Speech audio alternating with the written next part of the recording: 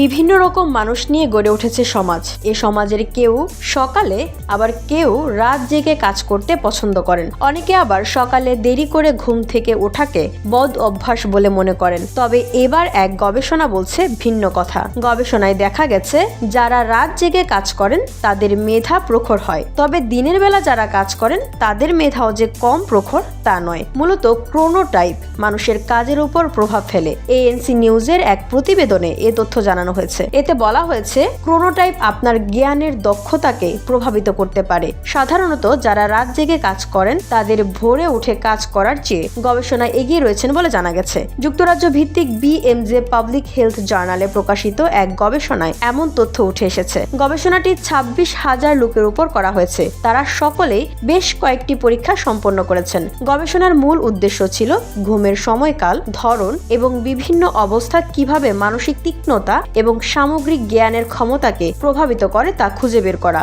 গবেষণায় দেখা গেছে মস্তিষ্কের কার্যকারিতার জন্য একজন ব্যক্তির 7 থেকে 9 ঘন্টা ঘুমানো উচিত। তবে কোনো ব্যক্তির ক্রোনোটাইপ মেধাকে আরো শানিত করে। লন্ডনের ইম্পেরিয়াল কলেজের লিড অথর রাহা ওয়েস্ট এক বিবৃতিতে বলেন, প্রাপ্তবয়স্কদের মধ্যে রাত জেগে কাজ করা মানুষজন সকালে কাজ করা মানুষের চেয়ে মেধার পরীক্ষায় ভালো পারফর্ম করেছেন। ব্যক্তিগত পছন্দের বাইরে ক্রোনোটাইপ আমাদের জ্ঞান ধারাকে প্রভাবিত করতে পারে। ওয়েস্ট বলেন, এর মানে এই নয় যে সকালে কাজ করা মানুষের কর্মক্ষমতা খারাপ। এটি একটি সামগ্রিক প্রবণতার প্রতিফলন, যেখানে সংখ্যা গরিষ্ঠতার ফলাফলের ভিত্তিতে এমনটির প্রমাণ মিলেছে। সেখানে দেখা গেছে রাত জেগে কাজ করা মানুষের কর্মক্ষমতা অন্যদের চেয়ে বেশি।